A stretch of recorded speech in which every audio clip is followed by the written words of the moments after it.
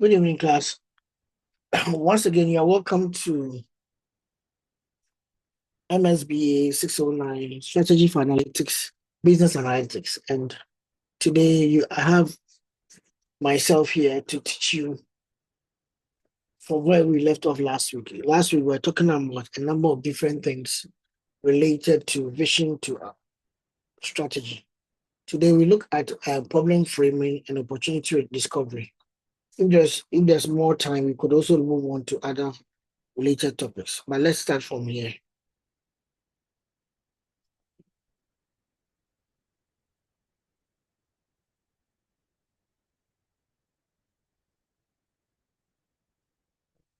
Okay. So what we want to do this week is to try to understand certain frameworks that helps us to analyze situations in organizations, and then what decisions we can take.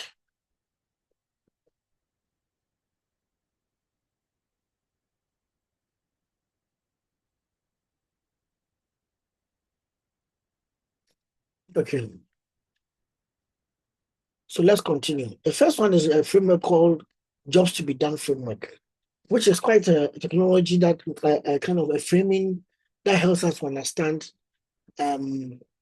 why there is a need to look to consider the user when you are actually trying to plan for any solution. People don't just buy products or use to simply call the assets. They hire them to do a specific job. So if you don't understand why you are going to deliver an analytic solution, you actually beat around the bush and you may not be able to solve the problem that is primary. Every analytic solution is no different. And manager doesn't just want to forecast, but he wants something which is reliable that can help him make a better decision, and so that he reduces losses or even avoid the loss. So when the Jobs to be Done framework comes in, what it tries to do is that it tries to put you in the perspective to ask the right question. When do we do this? And then what situation do we have? What do we need to be able to address that situation? And what outcome are we expecting? What situation do we have? What do we need to address that situation? And what's the outcome that we are expecting? So we have three key principles in them: the situation, the objective, and then the situation, the motivation, and then the outcome. The situation, the objective, and the outcome. So let's take an example, quite a number of examples from, and I'll let you do some yourself. Okay. So let's look at it. For example, if Ghana Fresh Farm Manager is reviewing the weekly logistic budget and notice an unexpected increase in fuel spend, that means that he has received a report on fuel costs, and there's something that is quite unexpected there, and he's confused. So you are looking at your weekly logistics budget, and you notice this. The first thing that you want to ask is that what could have caused that? And then what kind of data do you then need from the team that is collecting data, managing data, your data scientists? You may need to understand the routes and drivers that contribute to the most overrun in that particular for that particular period you are examining. And if you are able to get that data by analyzing it, you'll be able to decide whether to renegotiate your transport partners or update the driver training protocols. So that's what you call the outcome. So the first thing is that understand the situation you are in. You are a manager. You have been given a document. You look at it and you say that, okay, there's increase in fuel spend. What do I do? Okay, now I need what data to make my decisions. I need data on the routes. I need data on drivers who work on this particular who worked on this particular period of in contention, and you can ask that, okay, what's the how did this contribute to the most cost over?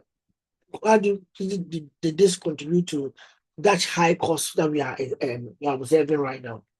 And if you are able to get that and do analysis, what then will lead you to? It can help you now identify whether the issue is with the driver or the issue is with the routes.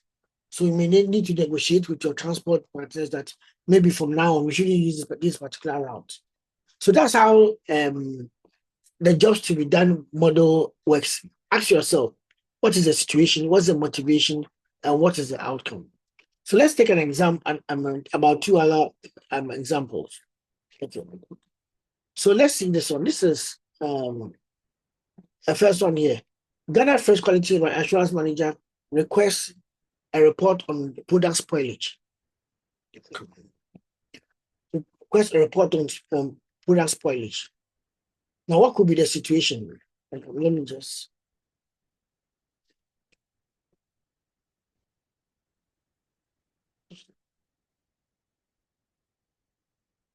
So I've got three problems here that I want us to discuss. This is very new to most of you, so I'm hoping that we can be able to understand it very well.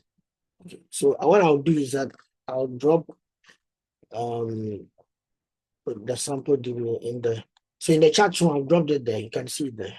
Okay. Good.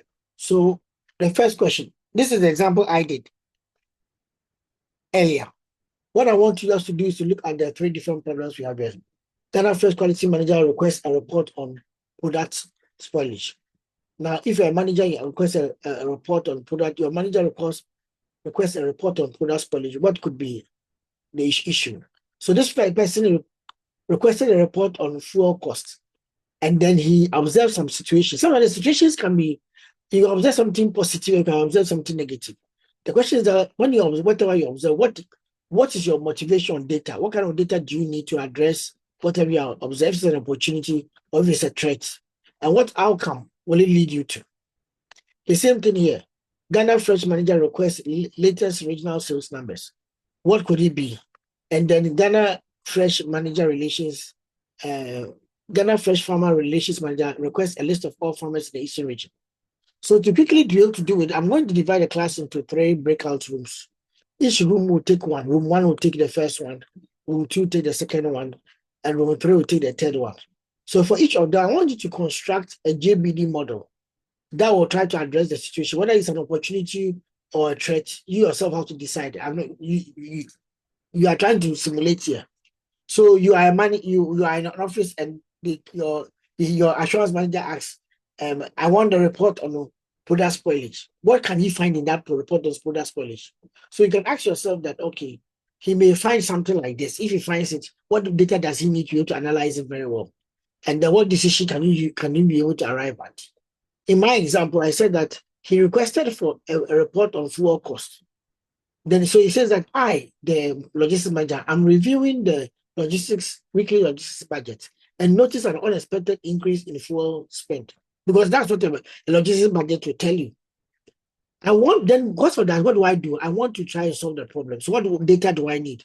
I need to know the routes and the drivers which contribute contribute the most to this or spend the most on this cost overrun I'm seeing, or on this fuel spend I'm seeing.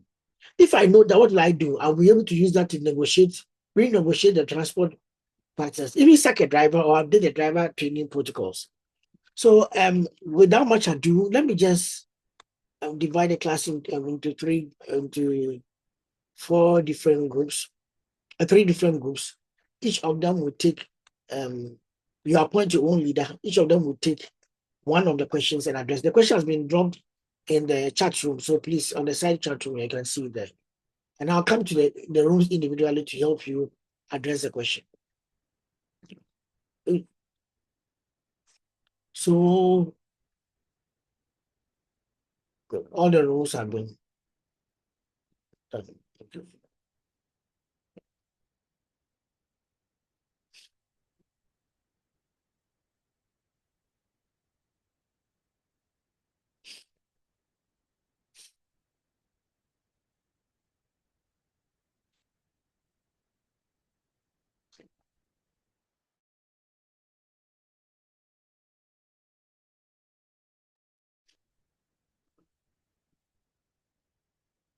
Perfect.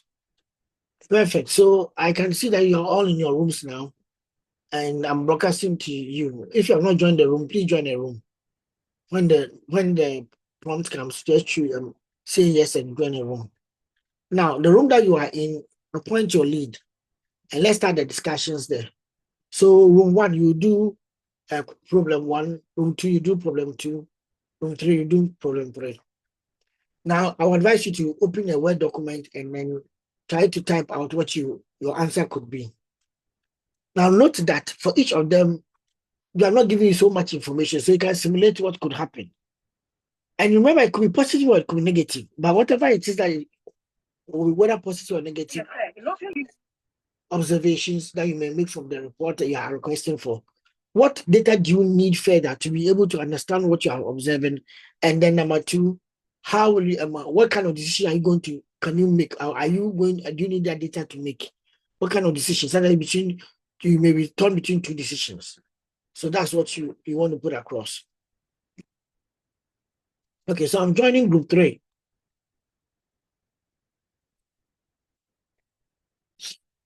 So group three, you are here. I see Clement, I see Emmanuel, I see Edith, my friend, Mary, Millicent, Richard, Amma, Lydia, Angelina, Anthony. Yeah, Anthony is here with a nice beard, and Goswell. So Anthony, you can lead us. So you can project the document I put in the chat room and ask yourself, which of them do you want to address? You're not allowing Addressing number three. sharing. Sorry, actually, neighbor, sorry. You're not allowing sharing. Okay, sorry. You're right about that.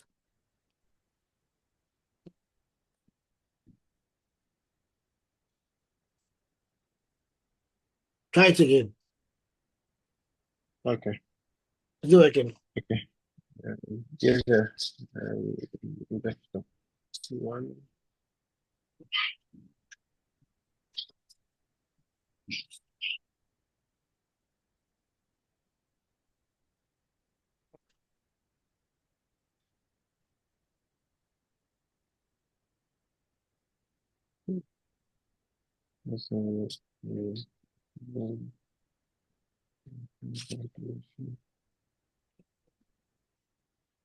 Oh boy. So I may need to how to sign out and sign in because I need permission to share my screen for the app. So I'm going off and coming back. Okay. Then let somebody else share the screen. Okay. You don't, because you leave and come, you may not come to. I'll have to come and move you to a group. Yeah, that's true. So if somebody else can share their screen. Because I didn't enable permission to share my screen, so I'm not to.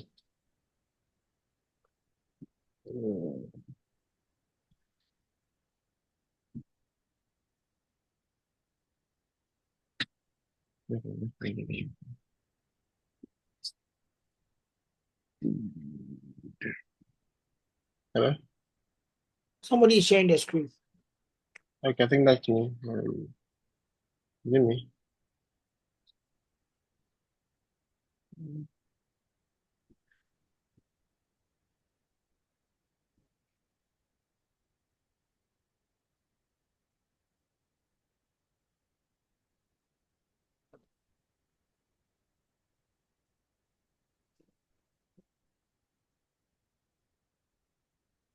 Can you see my screen? Yeah, we can see your screen. Okay, I think. Oh, wow. Yes, okay, fine. Okay, so just a minute. Let me get rid of my list.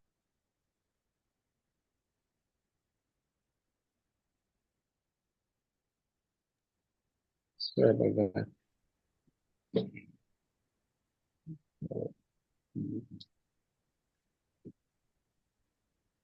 So how do we are supposed to make contributions to the So, question? first of all, state the situation. You are Okay. reviewing a document and you have come across what? The Ghana Fresh Farmer Relations Manager requests a list of all farmers in the eastern region. Okay. First, we need to understand the situation. So what could be So what could you come and chance in that particular data?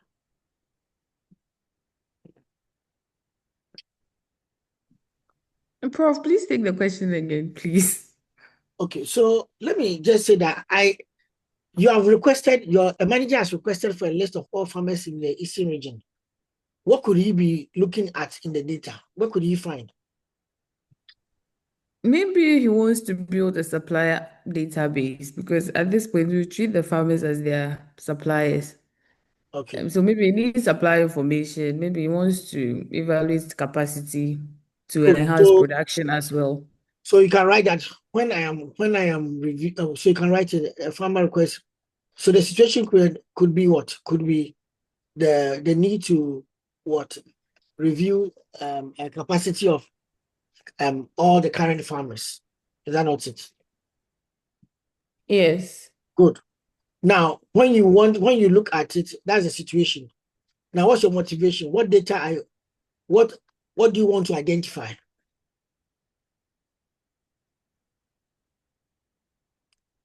So what data variables do you want to identify about them? Is it their ability to maintain quality? Is it their volume targets and whether they achieved it?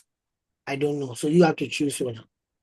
And whatever you say you want to be able to identify, ask yourself, what decision will it help you to make? That's all. That's how the model works. Define the situation, define what you want to obtain from it, and define the decision that you may want to take based on the data you have obtained. Is that okay?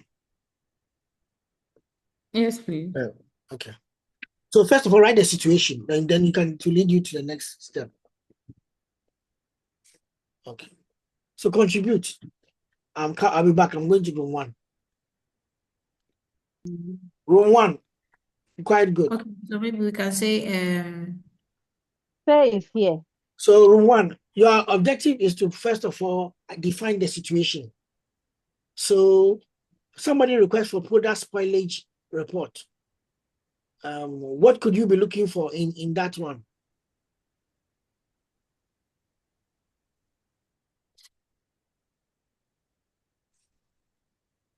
Will you be trying to examine the factors that contribute to product spoilage, or you are observing a high product spoilage coming from a particular region, maybe Koforidua? Yes. So define the situation yourself. This one, the situation is not wrong. You can define it. If somebody requests is looking at a spoilage data, what could be the things you see in it?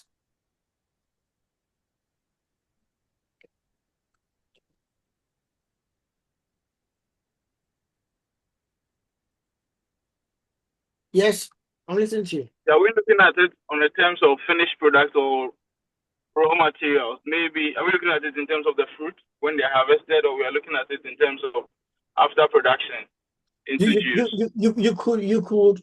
You could actually state it the way you want to state it.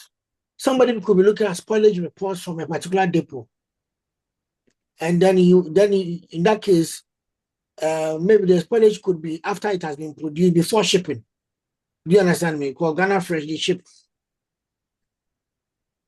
So spoilage after it has been moved from Koforidua to the refrigeration point at the harbor at Tema, and you observe spoilage there, spoilage at that level. What then do you want to do? So when you define the situation, then you ask yourself, what data do I need to be able to understand the situation, and then what decision can I make out of it? What are my options? Okay. Thank you.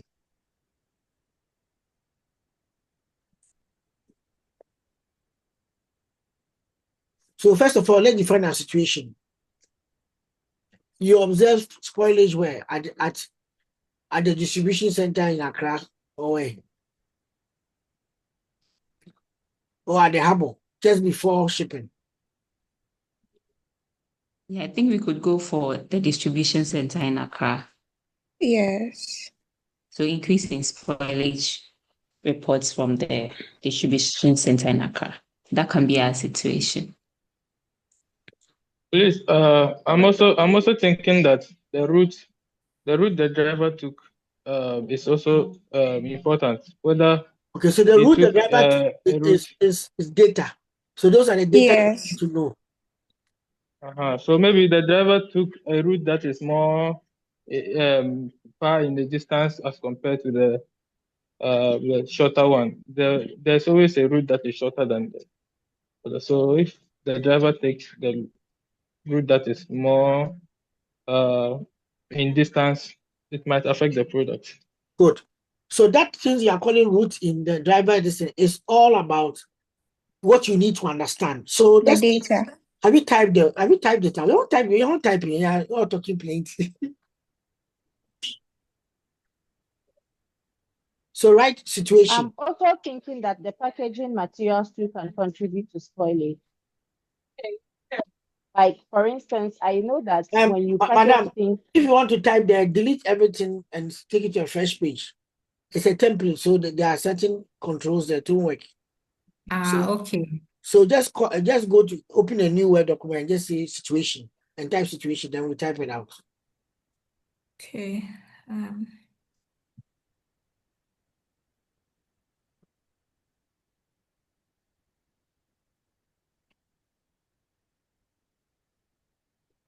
New Word document, just new. File new.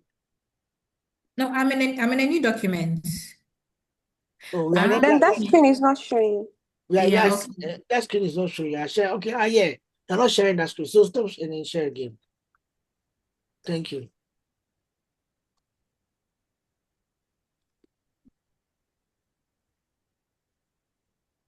Is it visible now? Good situation. Yes, please. So, what is your situation? So our situation is that we noticed the spoilage at the distribution center in Accra. Okay.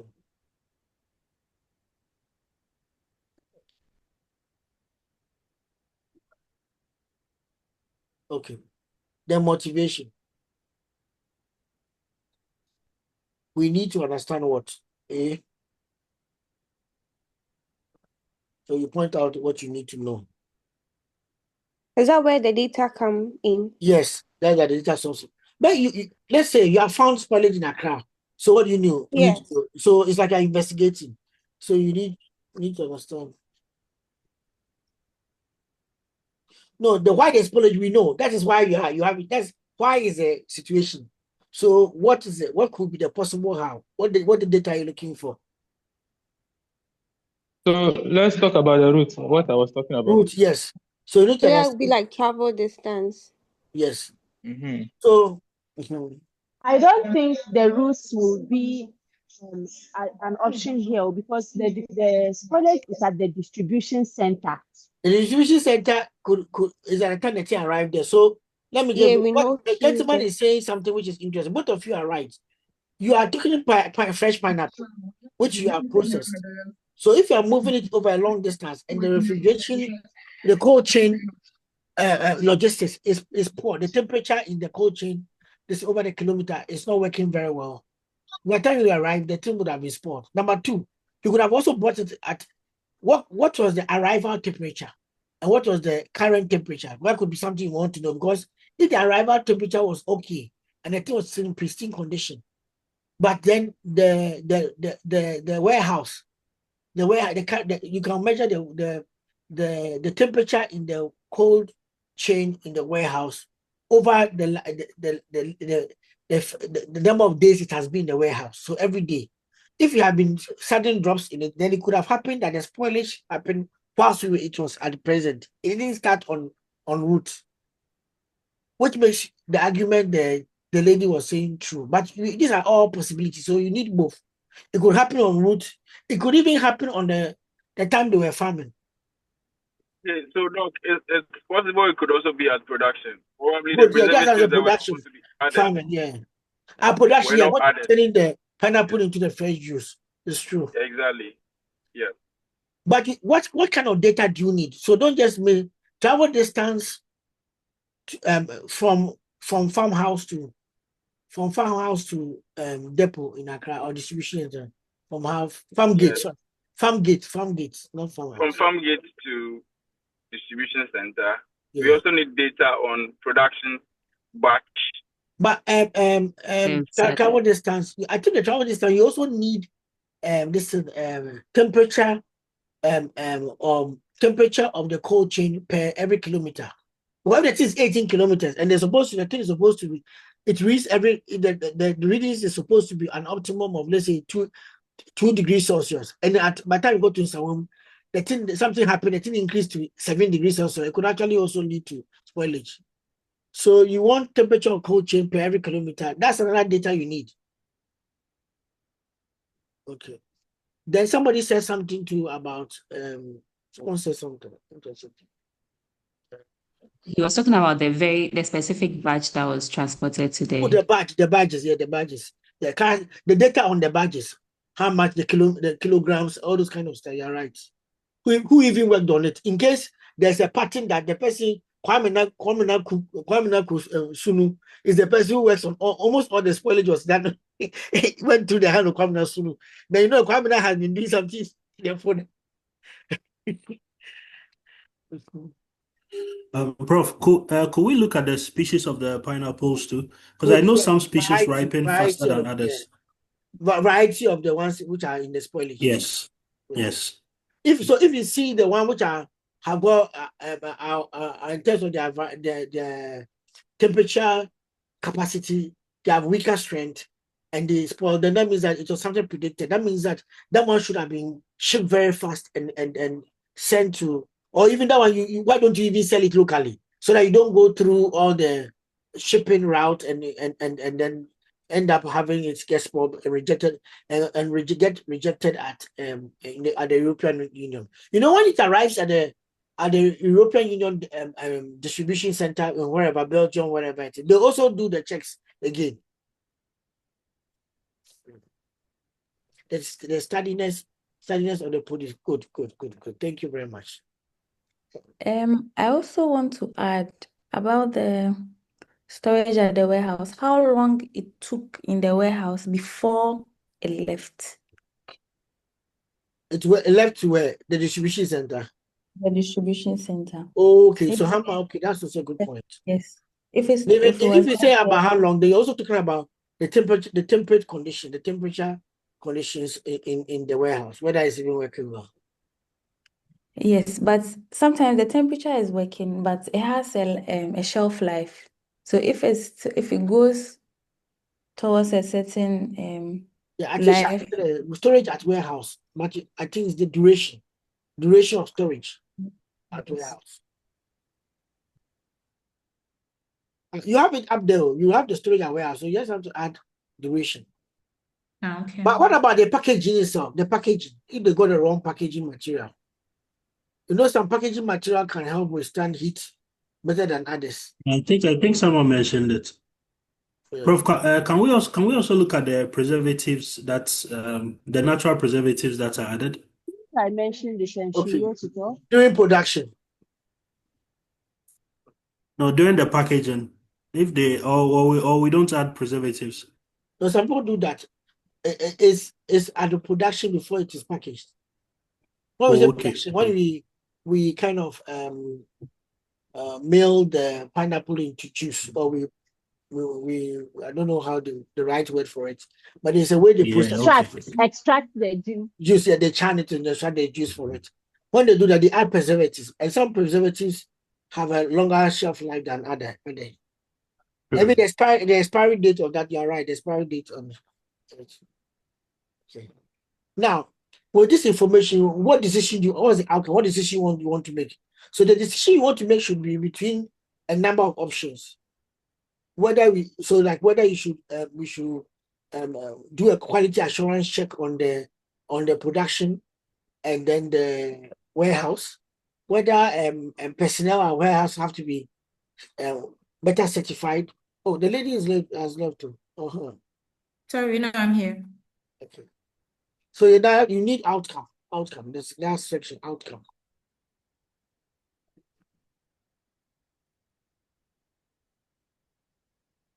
So what decisions, based on the data you are presenting, what decisions can you make?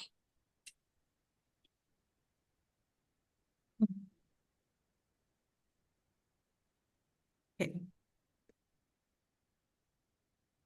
For the storage distance, you may want to potentially be able to identify, I would think, identify bad produce at the warehouse before it reaches even it is moved to the distribution center, so that you can either recall them or you don't let them leave. That's one thing. Bad produce at the warehouse prior to distribution. Yeah, and then into brackets, when you say bad produce, in terms of I think you are referring to the food, but I think you are referring to the certain characteristics.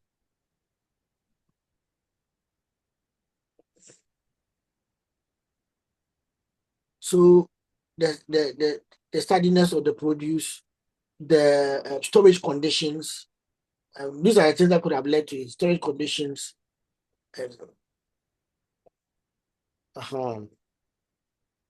Labor. You say staff who worked on the labor.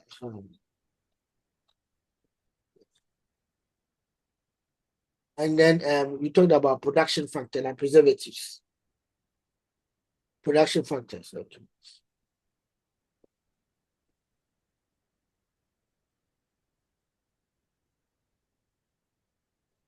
Wait. Hello, sir. Yes, please. But is the Yes, production done in the warehouse? No. You are trying to look at the fact. I'm just helping you guys. You can argue. I'm not saying it's the perfect answer. What he's trying to write here is that these are the characteristics that will help her to identify the bad produce. Okay. That's what I'm just trying to think. I'm not identify bad produce and we're proud to production. That means that you'd have taken these things into consideration. Okay. But another question that somebody can ask, is it a harvesting problem? Is it a production problem? Or is it a storage problem? In fact, that's the major thing. If it's the bad produce could be a harvesting problem. It could be a storage problem at the warehouse, like what she has just written to us. It could also be a cold chain failure during the travel, moving it from here to here, and we didn't refrigerate it well. So identify bad produce at the warehouse. Okay.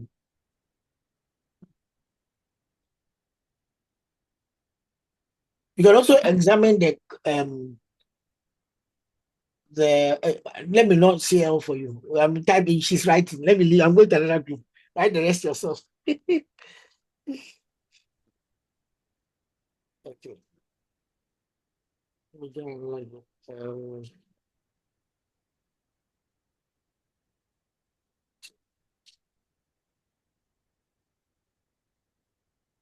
Of the immediate factor. I'm here now. Okay. Okay, so Prof, we have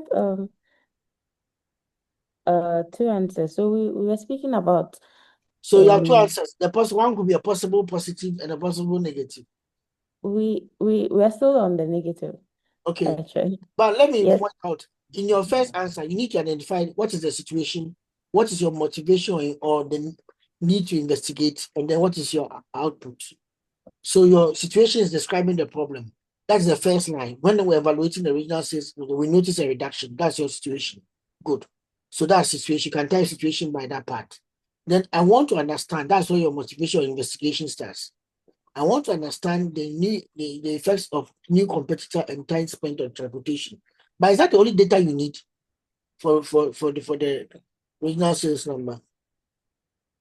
Sir, because yours your example, you added two, so Oh no, you can. we can That's add why you more. can write them in one line, one line. Situation can be one line, and then motivation or Okay. investigation can be another line. Then you can add so many factors underneath.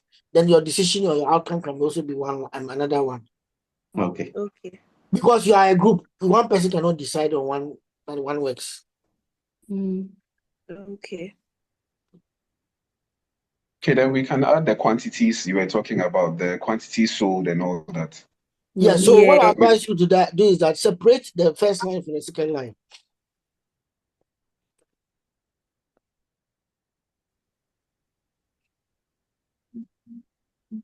Good.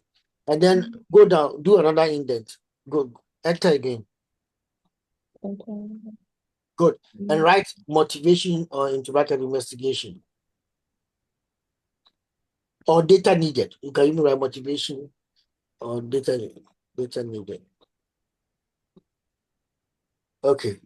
Now then you can number them. I want to understand the effects of new codes on transportation. Then what do we the second one? So the last two lines, you can send that one to outcome or decision. Okay, so I can change. Yeah. Go down. Then write decision or outcome. Outcome or decision, sorry. Good. Now you can go and add more variables to your data parts. I think you guys understand it better than quite the other groups. Okay. Okay, so I want to understand the new effects of a new competitor and time spent on transportation. Yeah. So should this be 1 point or it can be 2 points? Oh, you are listing different data sources. You can number them. The first one, the computer is 1. Time spent on transportation is 2. You can also check the sales output per sales every manager. Yeah, and remember this is regional sales. So if you take European Union as a region, you can even check sales per country. And yeah. I want to understand.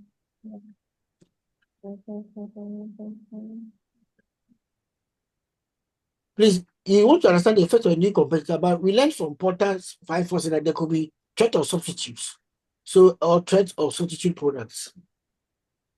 Or you can make it a 1 point to threat of substitute products. Or effects of a substitute product, yeah. Okay. Yeah. Oh, okay. Then since it's regional, we can look at the legalities. Good. The new policy from European Union could also affect you. Okay. But let's be realistic. If it was COVID, somebody write COVID.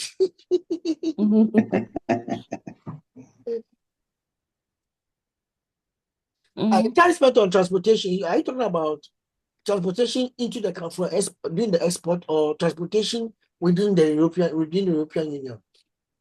No, sir, the export. Okay. Then write export because it's not defined well. Okay. Vis-a-vis, and then write vis-a-vis cold chain requirements.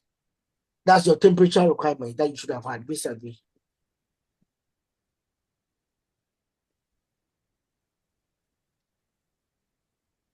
You know, you're supposed to have some optimum temperature throughout the time that it's being transported. Maybe you couldn't meet it. Yeah. So it's affecting sales too.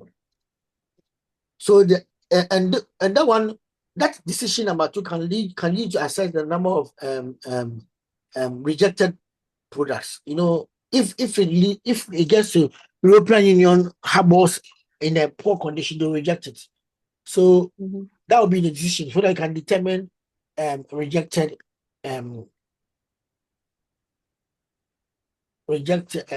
rate of rejection.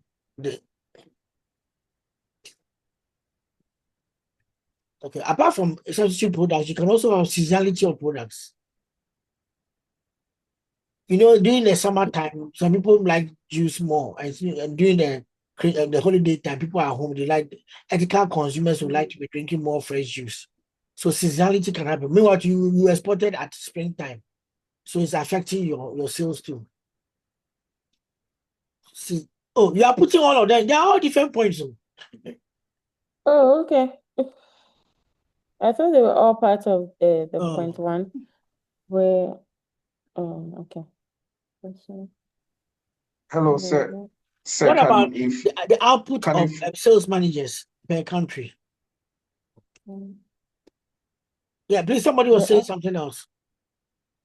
yes, sir, please. I was thinking, what about the maybe unexpected, maybe the kind of inflation in the country that the you Yeah, you're exported right. to? Yeah. Inflation in the country could also affect this access to disposable income to buy a high premium product like this. You're right. Prof, please, what of tax? All those things are also part of the legal new tax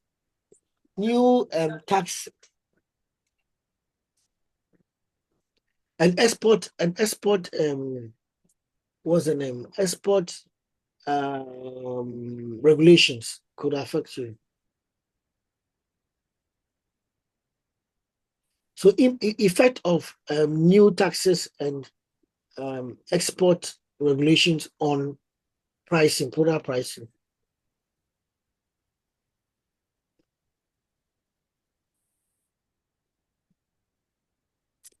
Prof, please, can political instability also affect it?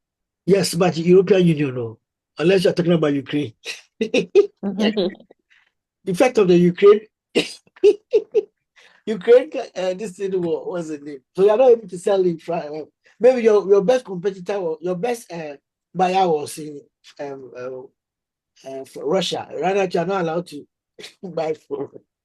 I understand you. A gentleman said something earlier. I've forgotten. I haven't written it. What did he say? Sir, I was talking about inflation in the country, in the Total particular inflation, country you're exporting to. Yeah. So the effect of new taxes, inflation, and export regulation.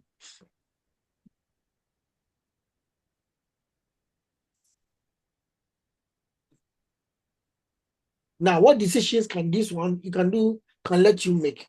Number one, the first one, what kind of options will they give you? No, outcome. You are jumping to, unless you have something else to write.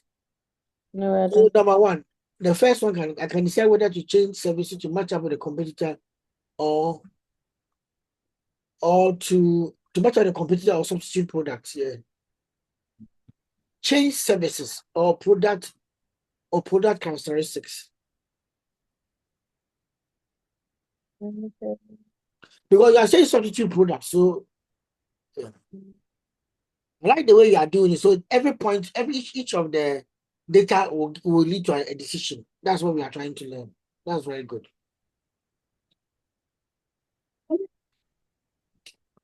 You have all got about 5 minutes, 2 minutes more. So let's type faster. Okay. Time spent on transportation. Change the transportation routes. Or reassess your cold chain. When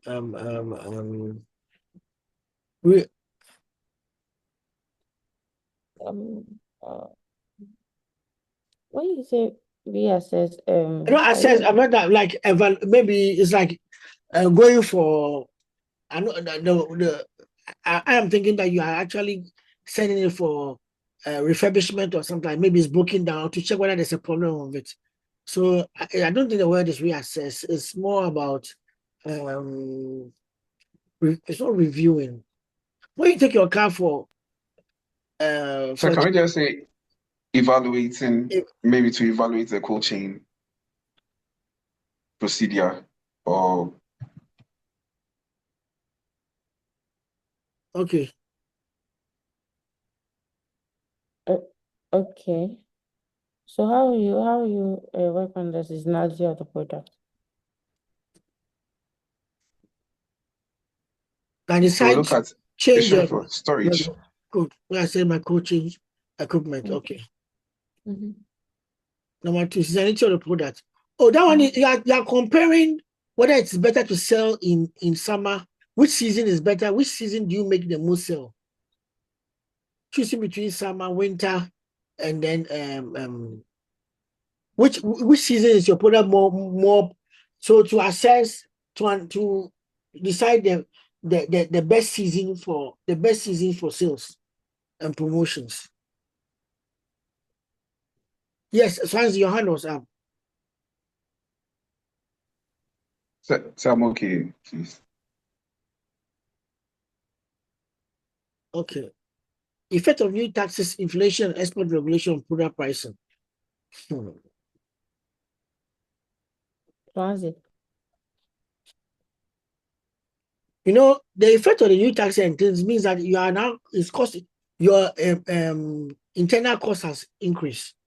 Are you going to pass it on to the consumer like what you are doing right now? So it's making the consumers buy less, and because there is inflation has gone high, those who had money to spend on premium products are not having that slack resources anymore. So it's either you reduce your pricing so that you can still keep that loyal loyal customers. I mean, I think that you should, in my view, I think if you have an appropriate loyalty scheme, you could actually give a better offering to your loyal customers so that they can still stay with you. Okay. Hello, sir. Can we also look at venturing into newer markets? Good. Okay. So venture into newer markets or strengthening relationships with internal markets, or providing better value to the consumer so that they will buy. You see, there's something called willingness to pay. So you have to motivate the consumer or find a way of increasing the consumer's willingness to pay. That's what I'm trying to say. We'll be talking about that next week. Strengthen relationships with the. No, we're trying to say. She said that explore newer markets or introduce strategies to increase consumer willingness to pay, and that will summarize. Okay. But your own is going well better, crowd.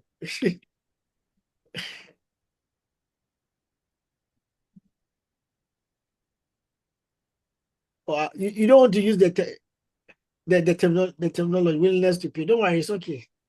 That's the industry term. I'll use it to teach you. Willingness to pay or going into another market, right? Yeah, it's not other markets.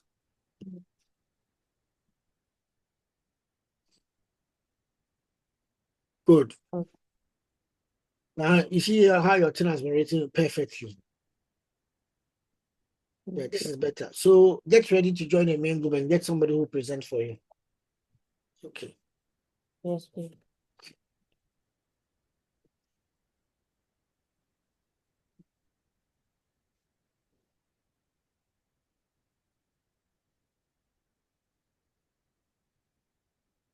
Okay, please, who is presenting? They're not in the main group. Oh. So either Swansea or you. That's good. I think she will do a good job. Swansea, please present. Please, you are speaking to the whole group. We are all here now.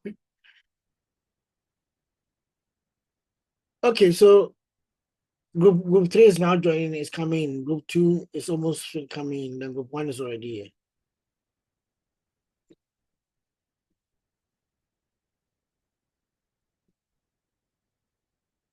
Nine.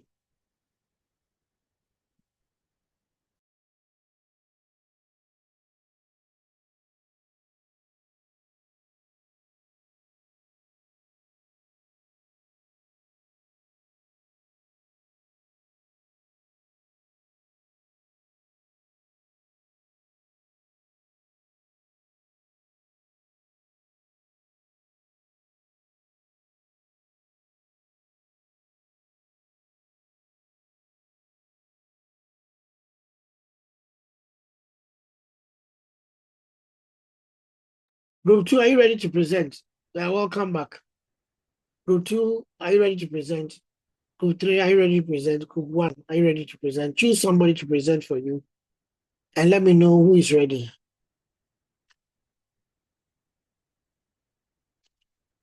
We are all here now. Okay.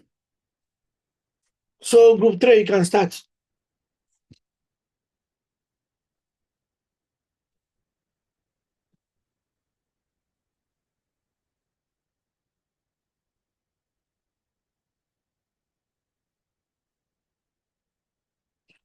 Yes, sorry.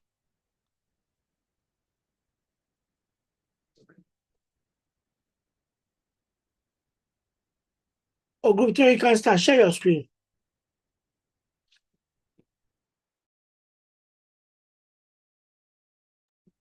Group 3. Okay, group 1. Okay. Just a minute, I'm just trying to share my screen.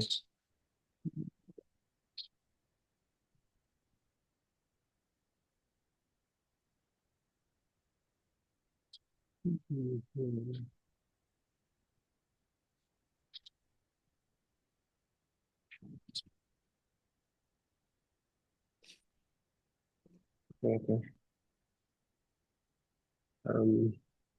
Email Stella, can you help us with this?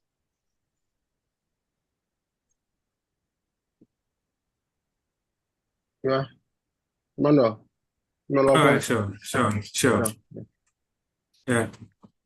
So the problem was in three folds: the situation, motivation. The third one is what I think I didn't get. The rest of my team also didn't get the third ask.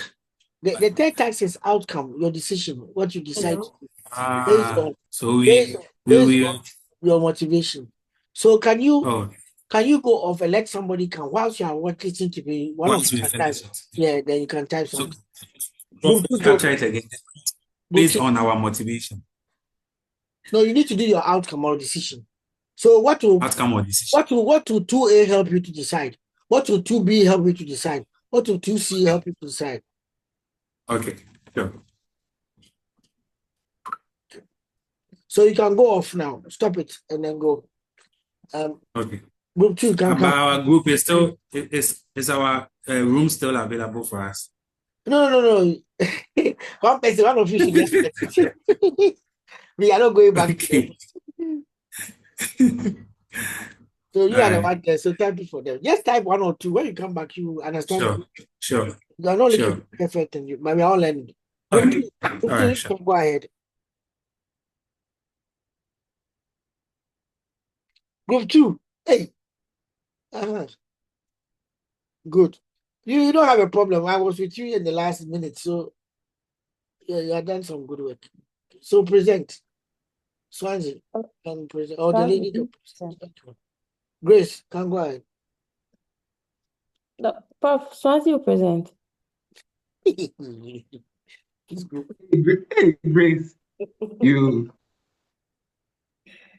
All right. So, group 2, we are looking at our question was the Ghana Fresh sales manager requests the latest regional sales numbers. So the situation we came up with was that when evaluating the regional sales numbers, the Ghana Fresh sales manager noticed a substantial reduction, and that was the situation that was at hand. So the motivation, we looked at the motivation, and the motivation, we would always look at things that would, where would we get data? What can we get data on to really understand the situation? So the first point was that we wanted to understand, as the sales manager, we wanted to understand the effects of a new competitor or substitute products. Maybe that was the reason why there was a reduction. We also wanted to look at time spent on transportation. This transportation is looking at the exports from Ghana into the European market. That's vis-a-vis the cold chain requirement, because sometimes certain temperatures must be maintained and all that. So we wanted to look at the data on that, whether there were some mistakes in there or things were not going right. Also, the seasonality of the product. And then for the fourth point, for the motivation, the effect of new taxes, inflation, and export regulations on the product price. So these are some of the things that can affect the sales. So we wanted to look at whether there are some new taxes that have been introduced, whether there's inflation in the country that we're exporting to and has affected the purchasing power, and if there are any new export regulations. So with all these motivations, what do we seek to achieve, or what outcome are we looking at?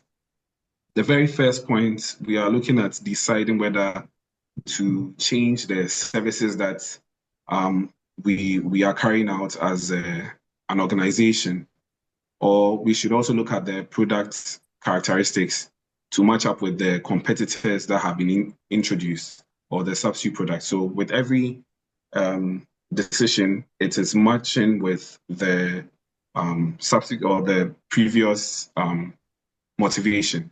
So the second point is also looking at deciding to change the transportation routes, or evaluating the cold chain equipment that we are using, whether there are some kind of challenges in there and we need to make decisions. So that was the second point. And the third point is looking at the seasonality of the product. So wanted to decide the best season for sales or promotions. Sometimes there are peak seasons. There are times that when you send a product, you'll be able to get higher purchases and all that. So we'll look at making a decision on that. And then finally, to also decide to introduce strategies that would induce willingness to pay. So strategies that will get the clients, will get the clients to pay for the product.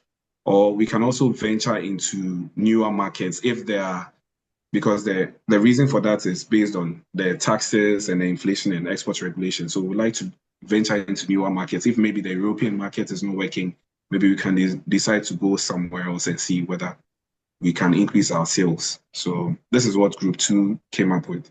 I don't know if any of my colleagues would like to add anything. Thank you. Thank you very much. Any questions?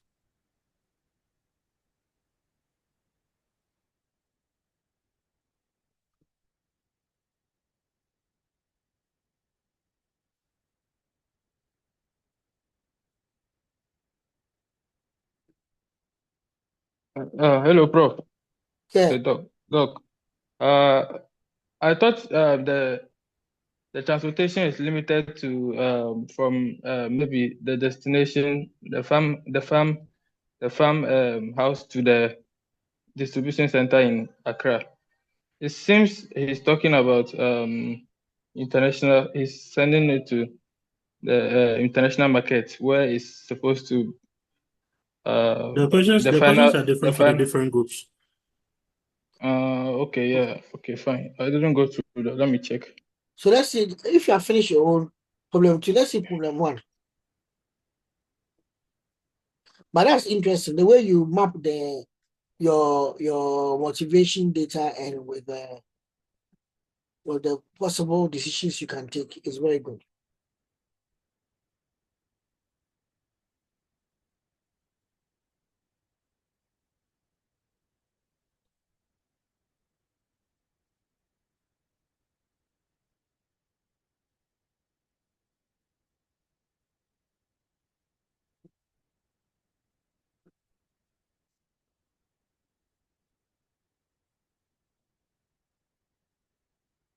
Problem 1, good. Can you present?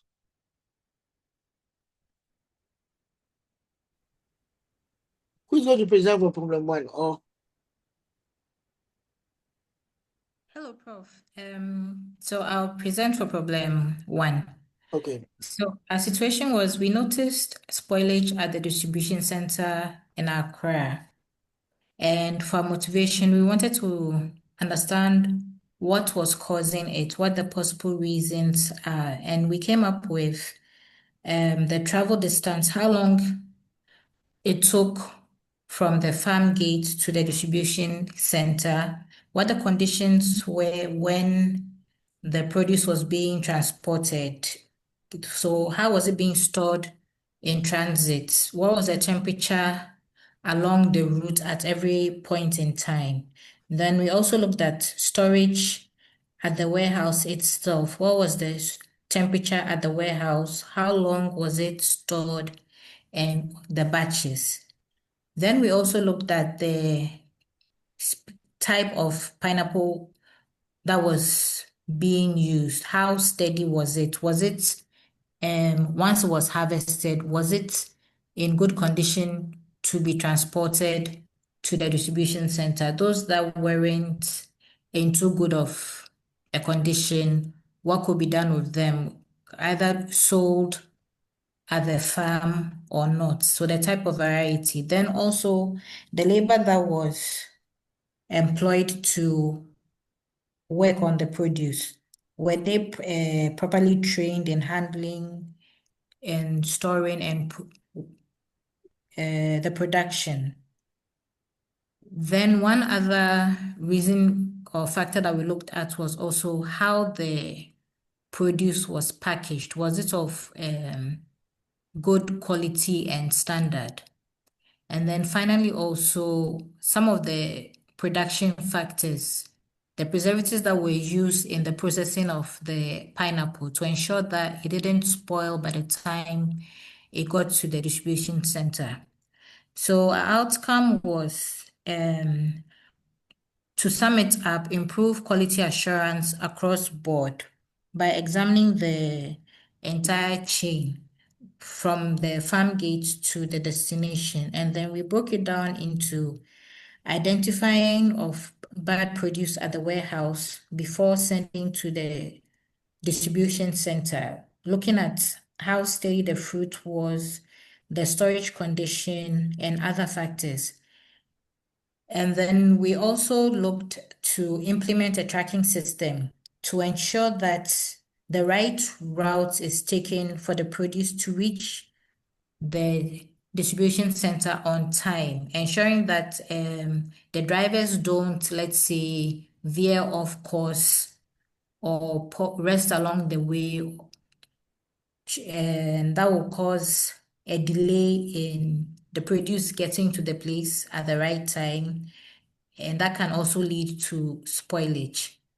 And then also finally, we looked at training of our labor, the people who are handling the produce in the proper way to ensure that they go by the right processes in handling, storing, and then also the production of the produce.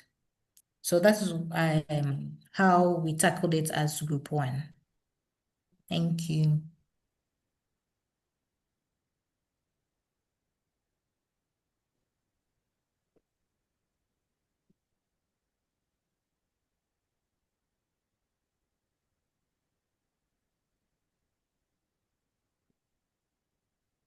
Hello.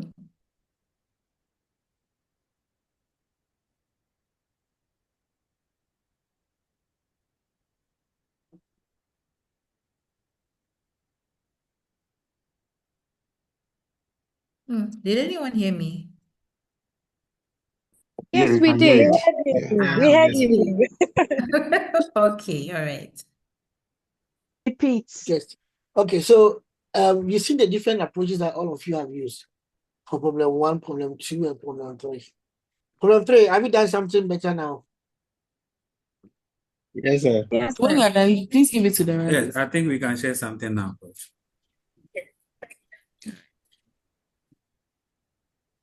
So stop sharing problem 1. Guys, can you see my screen? Yes.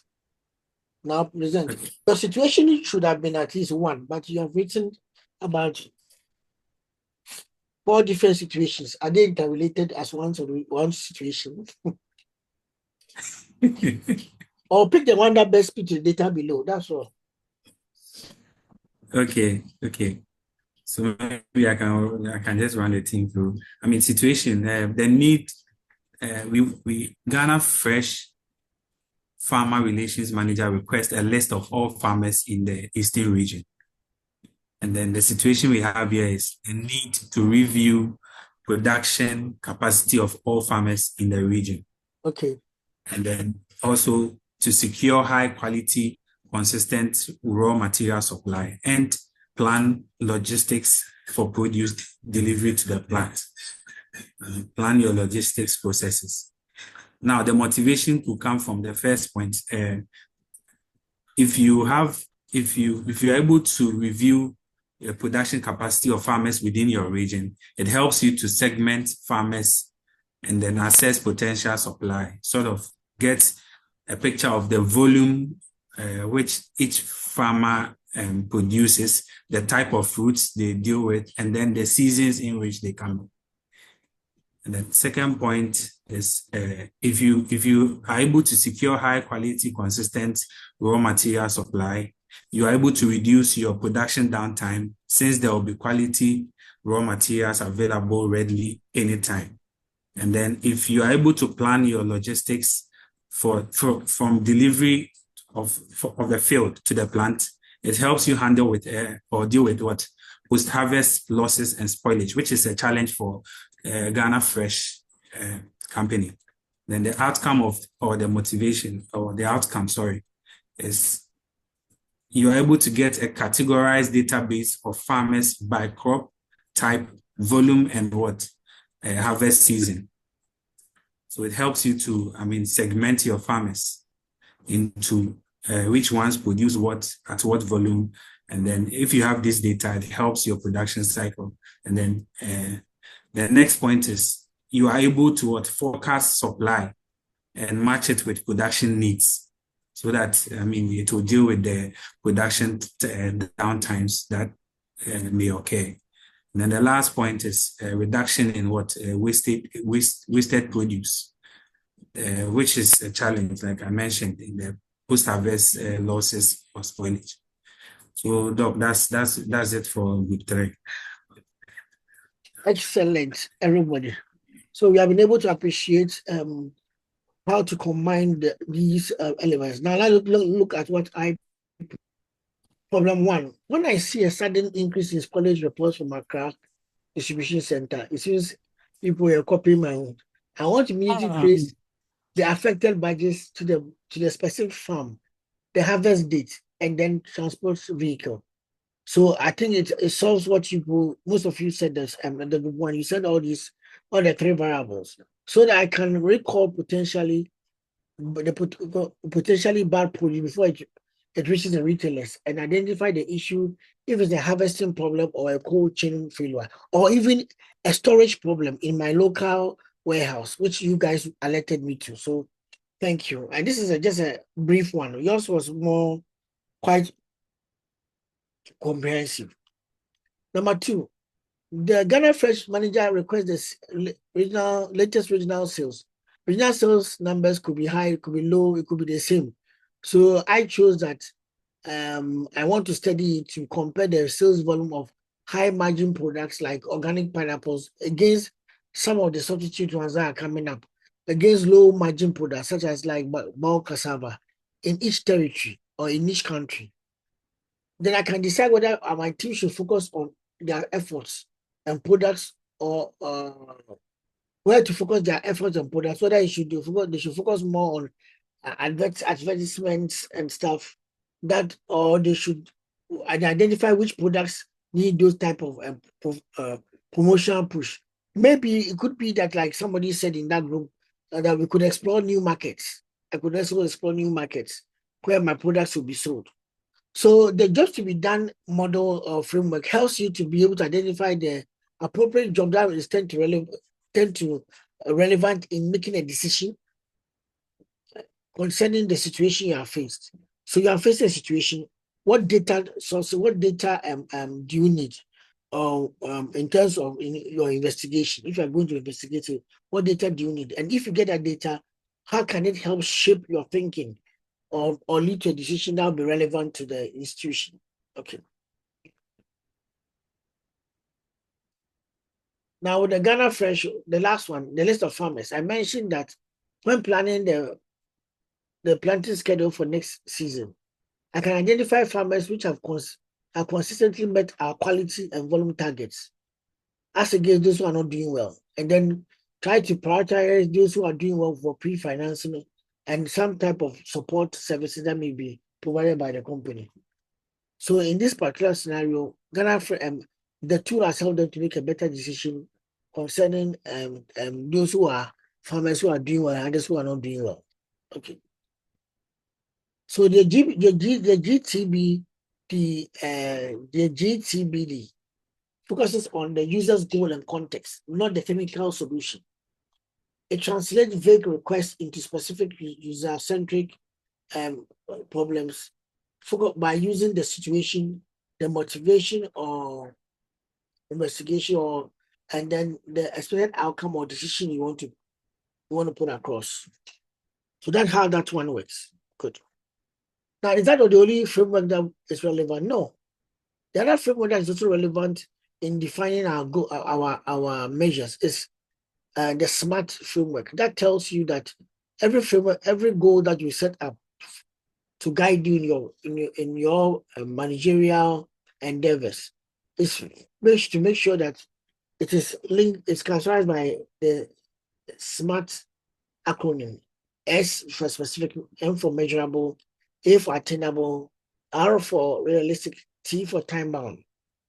For specific, you can be very focused on reducing post-harvest loss due to your spoilage during the European export route. Somebody mentioned something like that. Then what about your loss? And in terms of that, what do you want to do? I want to reduce my loss from 30% to 10% of the total volume of produce I ship. So that makes it more measurable. So not just reducing post-harvest loss due to spoilage on the European route, I'm reducing it from 30 to 10%. That's what I'm trying to say. Number 3, is it attainable? Is it something that you have even got the resources to make sure it happens? Achievable, okay. Achievable by investing in real-time temperature monitoring and optimizing field to pack house cooling times. So this is one of the activities you may think of doing to make to achieve it by working on the cold chain problem. What could be the issue? If the issue has to do with cold chain in terms of the products are bought in at a different temperature as expected, then there's something wrong with the cold chain that's bringing in the products. Okay. They're realistic. The goal must be feasible, given the first resource and environment. Then are fresh. The target is feasible because it is supported by the proprietary harvest optimization model. So this is the most important focus of or deliverable for Ghana Fresh. Optimize determine the most appropriate optimization model for harvesting. How are you going to do that? If you're able to do something with the harvesting and improve the quality that comes out of harvesting, then you have solved their problem. You have solved most of Ghana Fresh problems. Okay. So the goal must be time bound. I want to do this. What do you want to do? I want to reduce the post-harvest loss due to spoilage on the European route within the next 12 months. In the next 12 months, I'll try to reduce it in terms of percentage, my loss from 30% to 10%. Good. And to be able to do that, I'm going to be doing what? My attainable. I'm going to be investing in real-time temperature monitoring and optimizing my field to package cooling times. Then moreover too, I want to make sure that whatever I'm going to do is realistic. I can be able to do within the resources that's given to me. I don't need to hire new resources to get it done. So the SMART framework is quite an apt framework that can guide you in making choices.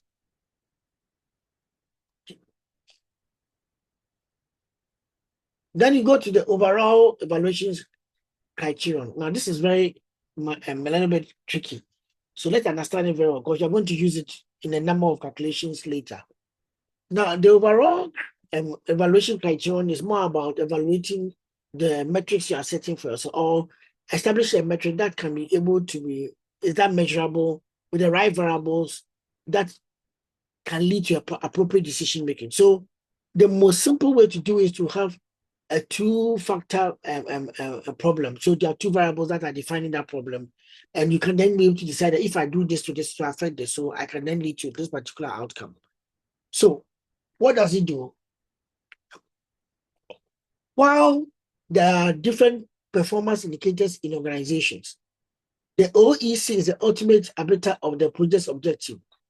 It prevents you from just setting arbitrary metrics, but you are setting one that has certain the measurable metrics that are easy for you to be able to evaluate and easy to be able to understand this impact on the outcome that you are looking for. So all the OECs have two parts. That's I said, two-pronged problem. Have two parts or two competing parts to ensure that what you want to your outcome is successful. For example, if you are having an Uber ride-hailing app and you run that company, and your OEC may be balancing two parts: satisfaction of the riders and then the speed at which you deliver you move them from one point to another point. Okay. So what you see in that particular OEC is that they will be comparing rider satisfaction and then against average wait time. When you book the ride, how long did you get the ride? Maybe within 1 minute, 2 minutes, 3 minutes, you got your ride. Number two, during the journey, how well are you satisfied? With the delivery by the driver. Okay. So if you have a situation, are you going to focus more on satisfaction or are you going to focus more on speed, which is your denominator? Now, if you focus on speed, that's reducing your wait time so that the riders that are coming, the drivers that are going to drive the cars are top-notch drivers, and the drivers are so good that they are able to get there on time, and they give you a time that they are going to arrive. They are just spot on of it. All your focus will be on just the optimum or the average rider rating. So you'll be looking at just that. If the team focuses on only speed, reducing wait time by assigning a sloppy or poorly matched drivers, the average rider time will fall, dropping the overall OEC. So let's see that I get you drivers that can get you there on time. But at the end of the day, they may get you there on time, but they may not make the riding a pleasant ride because they are speeding, they are jumping queues. I don't know whether some of you have experienced those before. So they are good with the time, but they are sloppy in driving. They are not careful. They are jumping the red lights, and they may not get there safely. So the time will be achieved, but the riders will not have a pleasant experience. And I believe that there are people here who have had that experience before, where the guy got you there on time, but you are not happy about it because of what you are scared. It's like sitting in a Ford car and driving between Accra and Kumasi. As the driver, you're holding part of your heart because there is speed and you're laughing. Eh? You're holding part of your heart because even though there is speed and you get to Kumasi within 2 hours, you are afraid that the next 10, even the way he's able to do the overtaking, 3 cars at a time, 4 cars at a time, your heart is beating. You're worried. And if you don't take care, some people may even have a heart attack. That is a good driver with speed, but he is a sloppy driver in terms of safety, and the rider satisfaction will reduce. So in fact, in that case, that means that I, the MD, only focused on speed. And when I focus on speed, I got very good drivers to show up in terms of speed, but but in terms of service delivery, it was poor. So in that case, the denominator becomes bigger, satisfaction becomes lower, and at the end of the day, my OEC will be affected. Because now I've been falling into point something. What happens is that my satisfaction levels has gone low, and I'm falling below an industry average or the expected goals that was set for me. Now, if the team focuses on only satisfaction by making users wait 15 minutes for the perfect 5-star driver, the 5-star drivers, they're not plenty. So you said this driver is coming, they say ignore. So because you are running, you are offering the service on campus, so you think that lecturers want the best driver. So but then the best driver makes you wait for 20 minutes. Some of you cancel the ride and take your taxi and go. Because you're also bound to, maybe you're going to the airport or you're going to the examination hall, and time is of the essence. So at that time is of the essence. If they are just focusing on getting the best driver, you don't want that. In fact, you actually get frustrated because all you just want to do is to move from maybe business school to the examination hall, and it has taken you 30 minutes waiting for a driver. You might as well walk to the examination hall because you'll be late by the time you get there. They would have started the exam. So the team, you see, the problem is that if you focus on only one of this double-barreled challenge, you are going to have a problem in which it's one is well serviced and the other is not well serviced. So we argue that whenever you are having a key challenge, look at the OEC variables of that define that challenge and try to optimize both, not optimize one. The reason why maybe the problem is existing is that you're optimizing one over the other, and that is causing another problem elsewhere, and it's now manifesting. So balance the two, not balance only one, balance the two. The team is forced to optimize the entire system to find the sweet spot that keeps the riders happy and then makes them get their car quickly and also arrive quickly. So we want to get the riders happy, but we also want to get them quickly, get them to their destination quickly, or get them access to a car quickly. So that's the balance you have to try to achieve. So maybe, for example, there are peak times, you move more cars to a place where they know that more riders will be looking for, so that at least every rider gets a car, and maybe preferably a good car.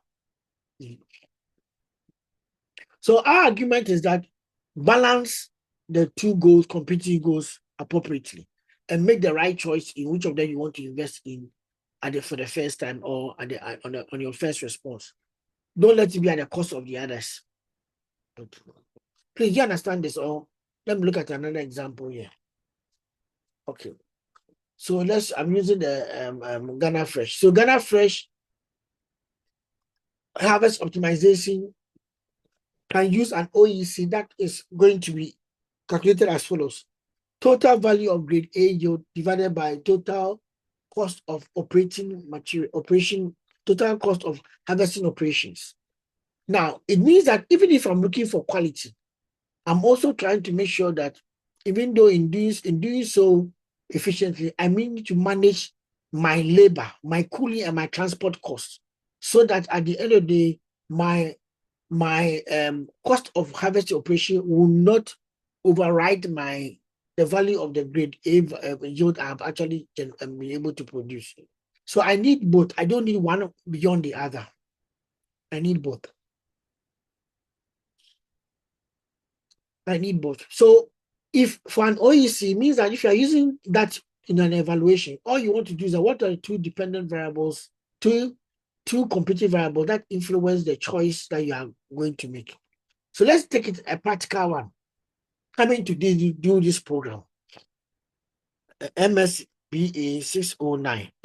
MSBA, Masters in Business Analytics.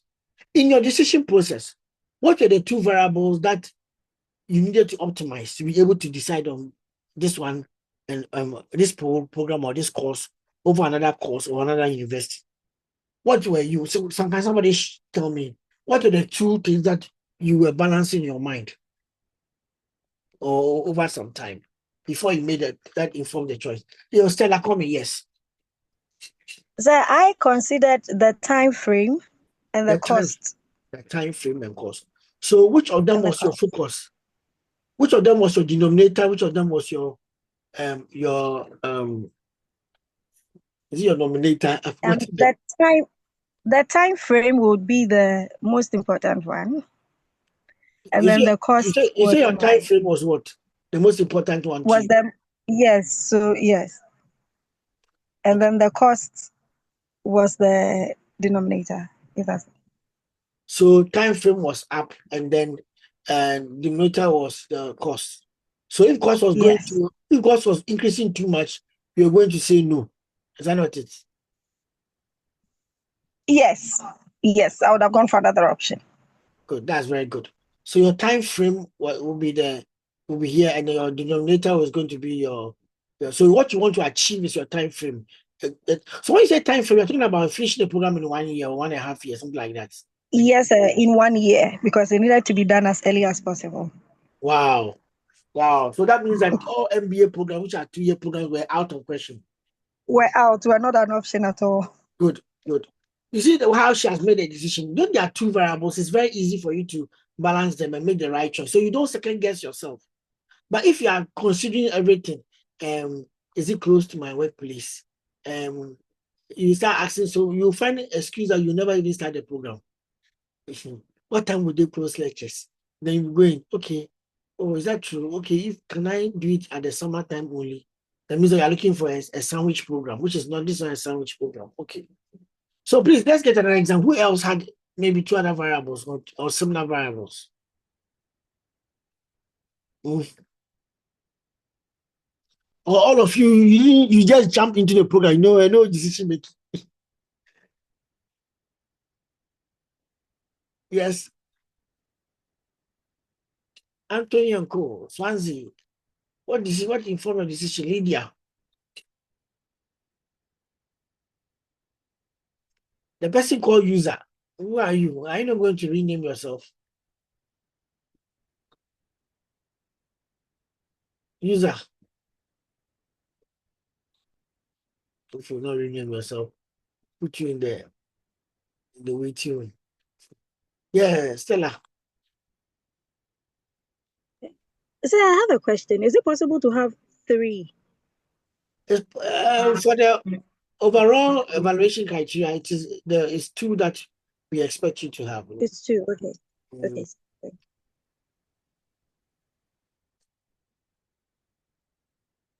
Okay.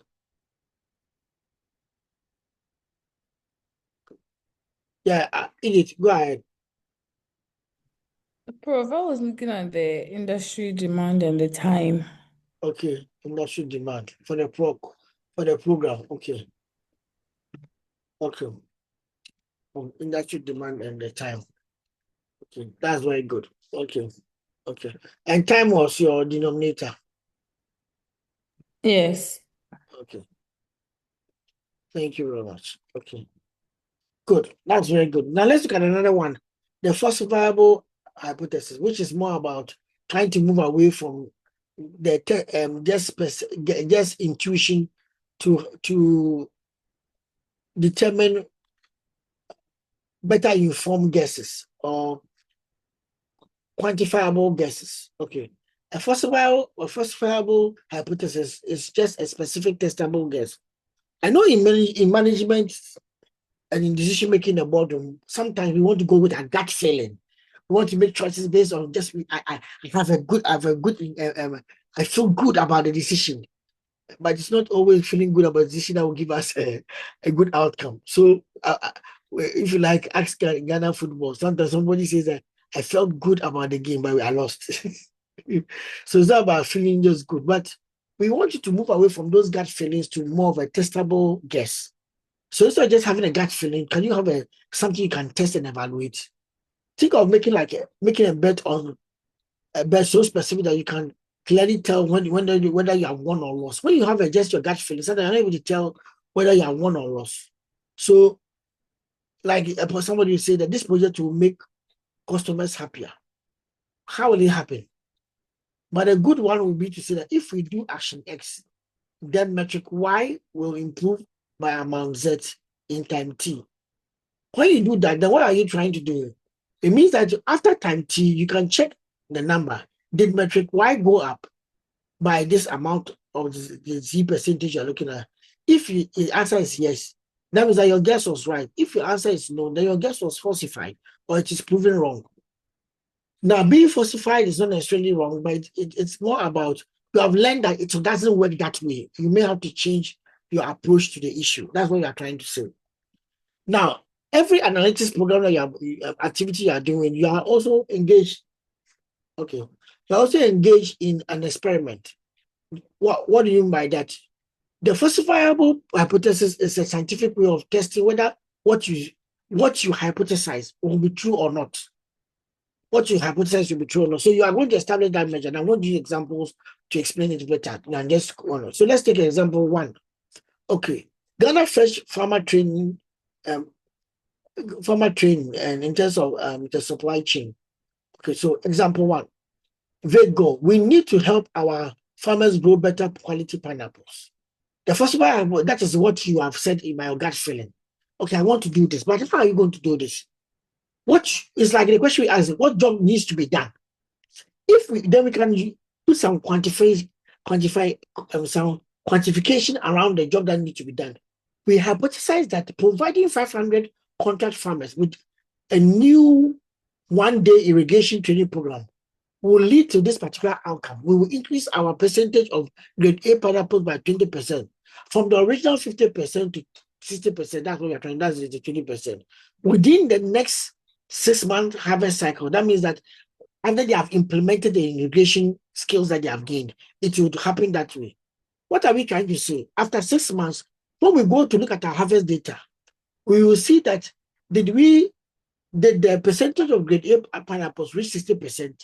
If it only increased to 52%, that means that our even there's an increase, our falsified hypothesis, our hypothesis has been falsified. We said that when we do the training one day, it will lead to 20% increase, but it did not lead to only 50. It has increased to 52%. That's about 2% increase, less than that. It's about percentage increase of less than 1% increase. You will learn that that specific training program did not produce the 20% you were betting on. So how did I calculate it? My action that I wanted to achieve was what I wanted to implement was my one-day irrigation program. That's my independent variable. And I was using that if I do the one-day training program, it will predict a percentage of grade A pineapples in terms of that's my outcome I'm looking for. But currently, I am at 50%, and my success target is set at 20%, from 50 to 60%. The new target value must be 60. I've given myself a time frame of 6 months. If I do my calculation, the harvest from 500 trained farmers consists of 62% grade A pineapples after 6 months. That means that my hypothesis has been proven. It's not falsified, it's supported. That training has given a better outcome to my company. Training my farmers have yielded a better outcome, have yielded my expectations. But if I did a training, one-day training, and even in the one-day training, some of them didn't listen very well, they were not paying attention, and they couldn't implement what I was saying, and I didn't monitor them. What has happened is that I've trained 500, but it's possible that only 50%, 4%, 24 grade A pineapples will be harvested. That means that my 54% is less than my 60%. It has failed. What has failed? Not that I couldn't increase, but the training has failed to achieve 20% that we bet on. That's what we are trying to say. And it could also be that I can do some investigation. Why did my training not yield 60% as I expected, and only yielded 54%? Is the 54% yielded coming from only the farmers who paid extra attention? They sat down throughout the whole time as the teacher training was going on. They didn't get up even once. Is the 54% are those who, when we were farming, they were giving regular updates over the 6 months, and I was telling them what to do. So what are we trying to say? We are trying to say that you should be able to hypothesize or establish a quantitative figure around some of your choices that you have, and then actually test them over some months to see whether whatever your expectation is has been achieved. Okay, let's check another example. Then you can ask me your questions. Our new packaging should reduce pineapple spoilage. Remember, we talked about spoilage. Okay, so what do we mean by that? Let's quantify that and see. We are going to hypothesize that when we switch from our current packaging to the new ventilated shipping crates, it will reduce the percentage of spoilage. So there's not enough air going around the products. It will reduce the percentage of spoilage for pineapples shipped to Europe by 30%. That means that maybe from 10% to about 7%. Now, a quick explanation. At the end of Q4, you look at the reports from your European distributors. Did the spoilage drop to 7% or less? If the spoilage was still at 9%, then your hypothesis was falsified. If you learn that the new and likely, that means that you have learned that your new and most likely the expensive craze did not solve the problem, because you wanted to reach 10%, you wanted to reach 7% or less, but you have not reached 7%, you have just moved to 1%. You should do something about your packaging. You need to change the packaging materials. In this same scenario, let's say like this, the final spoilage report after Q4 shows that you are now at 6.5% spoilage rate. It means that the packaging that you have bought has worked. 6.5% is less than 7%. The hypothesis is supported. The new craze successfully reduced spoilage by more than 30%. Excellent. Now, if you look here, the final spoilage report was 8.5. It is greater than 7%. This is only at 15% reduction, not 30%. Hypothesis is falsified. Our objective is to make sure that we get 30% reduction, or to move our spoilage below at 7% or below 7%. If whatever we do, even bringing the new packaging, even getting assurance in the new packaging, we are still not be able to get to 7% or less. Our hypothesis has failed. Now, why is this important? This falsified hypothesis helps you to move away from using gut feelings to just make assumptions in the organization and to come up with actual figures that you can use to measure what you are trying to study. So that if in case you want to take a decision, you can say that this is my target for that decision. The decision should be able to let me achieve this and at this percentage. So that when you take it, you go through that decision, you can be able to measure whether your decision has yielded the expected outcome that you defined. If that's not yielded, you know that it doesn't really work that way. It works in a different way. Or there could be other variables that could have been at play for it to work. Okay. So please raise your hand if you have a question on that one. Every analytics, yes, I do it. So, Prof, I'm a tad bit confused. So the hypothesis, Yes. is it basically for like forecasting, but with numbers? Thank you very much. Not just forecasting, Okay. but quantifiable forecast or quantifiable expectations. Do you understand? But not with assumptions, right? It has to be backed by, Oh, for as like, of now, is it technically, mandatory that it has to be backed by numbers? the numbers help you to be able to tell yourself whether the outcome has been positive or not positive. Let me just give a very funny scenario. So you have been in a relation with somebody for some time. Then you're realizing that I'm going to increase the number of phone calls and discussions that we have, so that most likely by December he will propose. Do you understand me?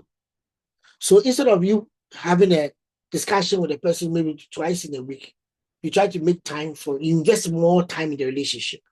So you increase your meeting times to by maybe say 10%. Maybe it was at 5, it was at 30%. You increase it to about 50%. So instead of meeting the person 3 times a week, you are now meeting the person maybe 4 times a week, so that you can have fun. So you will allow the person to pick you from office and drop you at home every single day, so you can talk more and start understanding each other more. Now you do that one, and you are in November, getting to December, no proposal has come forth. You start asking yourself questions like, where is this going? Is that not true? Yes. Yes. The ladies there, you say, half of the guys don't talk because that's what they are like doing. Fancy, you won't say something. So the lady will ask that, where is this going? And the lady will be asking her some of these questions. Where is this going? Where is this going? December ends. Where has this gone? So by New Year resolution, you can be able to decide that this isn't going anywhere. And because maybe you are coming from a home which is a little bit, should I say, conservative, you couldn't also push the question and ask that, friend, where are we going with this? You know, some ladies will just keep quiet and just be walking out quietly. And then they will decide on themselves, but they won't tell you. The guy call and say, oh, my office has moved me to this other place, so I'll talk to you next week. So the new year starts, and then you have a New Year resolution. You by the end of first week in January, either you have worked out or you have reduced your meeting times with the person. That's all. So, but you would have just run along with it if you didn't state some defined exit points to be able to know whether this has been successful or not successful. That's what we are trying to say, that don't leave it to whim. Just don't leave it to chance. Try to establish certain parameters. But I know that you should also appreciate that at the end of the day, the percentages that you are putting there may not necessarily be based on any scientific assessment that have done so much. You are arbitrarily trying to say this is what you can be able to, the room you can be able to, your resources can be able to address or can be able to contain within the, which is measurable for you, what is measurable for you. So somebody says 6 months. It will surprise you that somebody in this classroom will tell you that 4 months. After 4 months, if I don't hear anything, I'll move on. Somebody can put it after 1 month because maybe age is ticking. Age is not on the person's side. The person too maybe there's pressure from home. The person too doesn't want to have long conversations with somebody that could lead to other things that and waste and block other chances of other people. So he has to know within 1 month, he has to know whether this is going somewhere or not. Good. So you define it based on what is allowable within your resources or your resource training or your resource capabilities. What is acceptable? What can you be able to work with? Yes, please. Another hand was coming up. Another hand was coming up. Next week, when I'm teaching, I will show you how to define this one based on industry benchmarks. For example, some of the hypotheses, it's better you use some industry benchmarks so that if you study based on industry benchmark, you can change the goal if it's not there. I'm not yet teaching you how to establish KPIs. That's next week. How do you establish a KPI? How do you make it measurable? How do you put a percentage there? So when I start talking about that one, that will make it much more holistic for you. But for now, please do understand the idea of quantifying the choice so that you can be able to know whether it has been successful or not. Please do understand that part. Okay, good. Edith, yes, Prof. Good. Yes, Prof. Yeah. So Edith, the next time you are buying a car, I think you can be able to set some targets for yourself on the car. You want to buy a car within the next 3 months, but you have you don't want to spend beyond 30% beyond your savings that you have saved for the car. So you are always looking within that. Then and within the next 3 months that's your choice, because you meet somebody who can give you a car which is within 20% of your savings, but you bring it in 5 months' time. He's not going to import from China or import from Canada.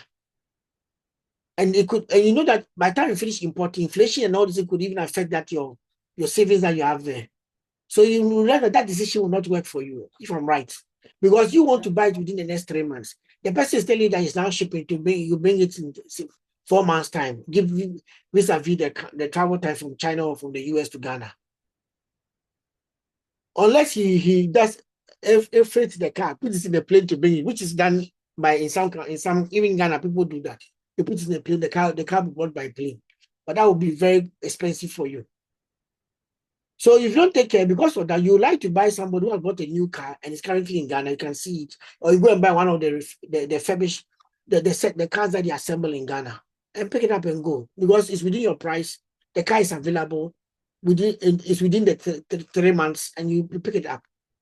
People like doing decisions without these kind of targets, and sometimes it makes the decision go on and on and on, and it's never fulfilled, or it's never achieved. And I believe that some of you had some New Year resolutions up to today, because you didn't have specific goals with it. You can't even tell whether it has been achieved or not.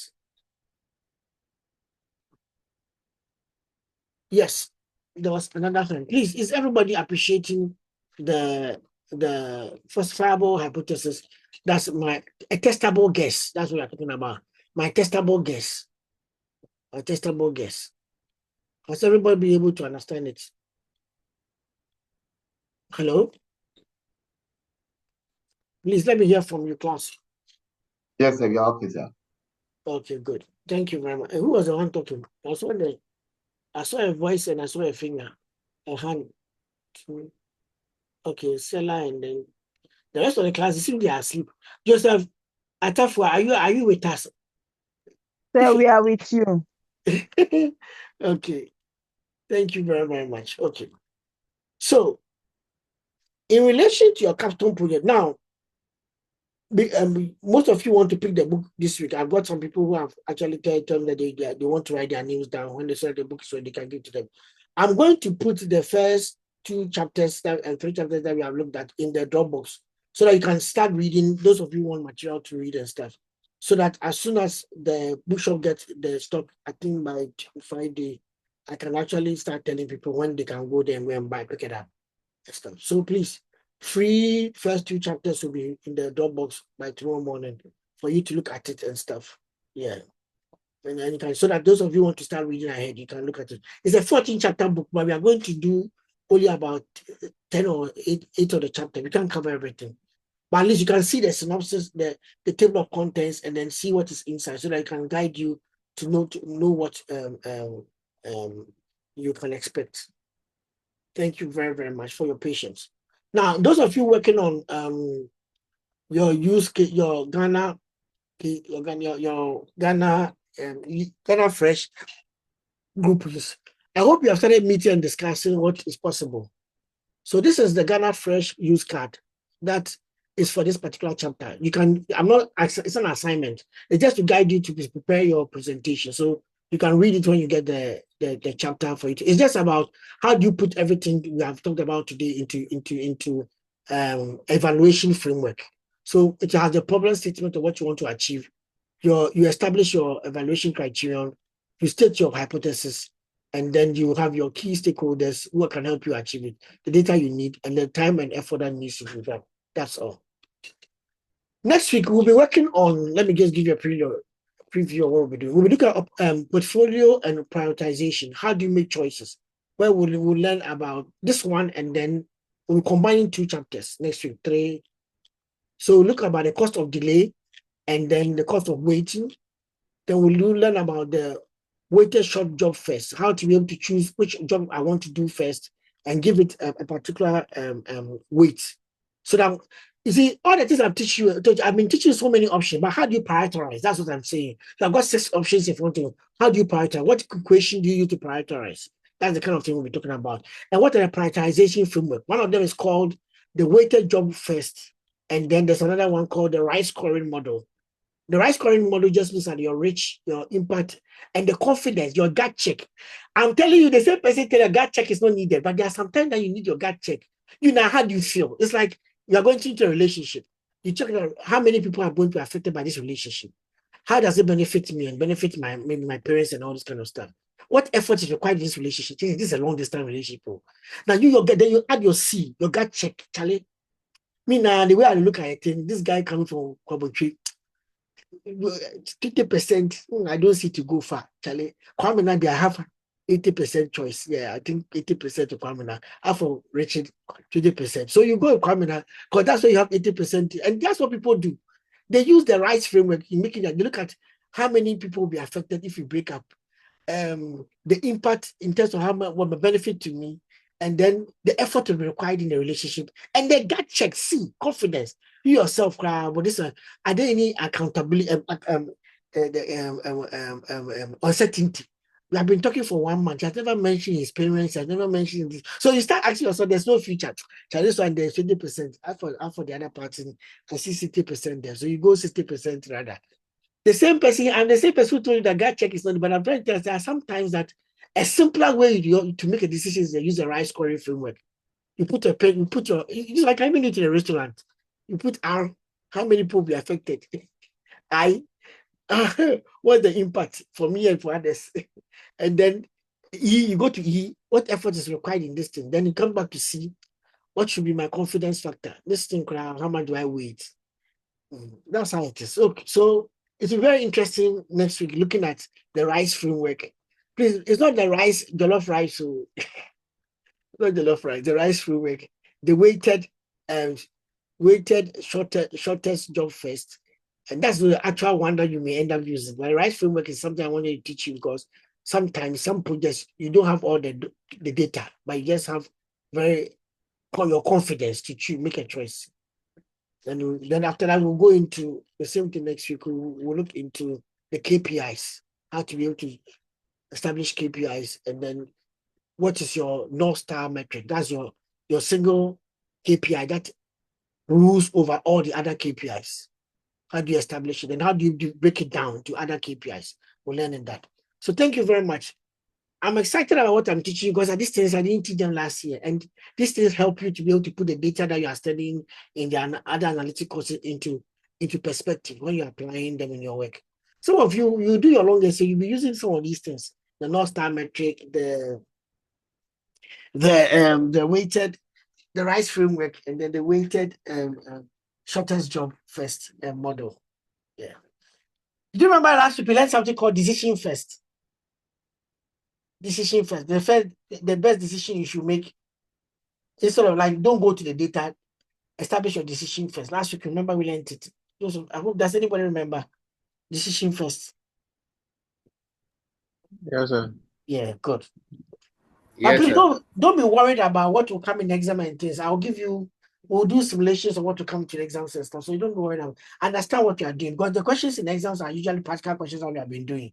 For example, I can give you a table and say complete it based on the Ghana Fresh model that you learn, and using one of the prioritization frameworks that you understand. So you can either use a RISE framework or whichever framework to do evaluation, or like we learned today. Establish your own use case concerning a decision that you had maybe a company is taking, and then you can be able to look at the different options. What is your OEC? And after you determine your OEC, what is your falsifiable hypothesis? What's your quantifiable or testable guess? And you can put it there. What data do you need? What data do you need? And then what human resource do you need to achieve it? So thank you very much, and expect the first 3 chapters made available for you in your in your Google Drive, so they can have a read of it. Thank you very, very much. Thank you very, very much. Please, we will say good night tonight. Today we are finished early 8:30. Oh, Mary, ask your question. Thank you, Prof. So I just wanted to find out how can we write our names to get the book? Oh, hey, you want okay. So please, I'll resend what's the name of the thing? I'll resend what's the name of it? Google form. Then you add your name and your office location and stuff, so that those of you who want delivery, they can arrange a delivery with when they call you from the university. Yeah. Okay, thank you very much. Thank you very much. I'm still negotiating so that you can pay not more than 250. I'm pushing for 200 cedis for the book because I know that it's not easy for Ghana people now. So I'm negotiating with them. But I'll get it. I want the bookshop not to add anything on it. Usually they will add their own markup 25% when it comes. Because on Amazon right now, it's going to be around $50, and I can't let people buy it at $50. So I want to bring it very down. Especially you are the first ones to help me, who have helped me to write the book. You should get it at a very good price. Okay. Thank you very much. So let's work with around 200 cedis for now. That's what I'm even if it goes above, I'll absorb the cost and keep it at 200. Yeah. Thank you very much. Yes, Prof. Yes, Prof. Thank you very much. Oh, Prof. thank you so much. Thank you so much. Okay then. So the list will go, the form will go out tomorrow morning, and I also inform you that the first 3 chapters have been put in the Dropbox. So you can even read it and see whether this thing crap, maybe I need 2 copies or something. I would like to give one to my boss after looking at the content outline and stuff. Yeah. Thank you very much. Thank you, Prof. Okay then. Thank you, Prof. You're welcome.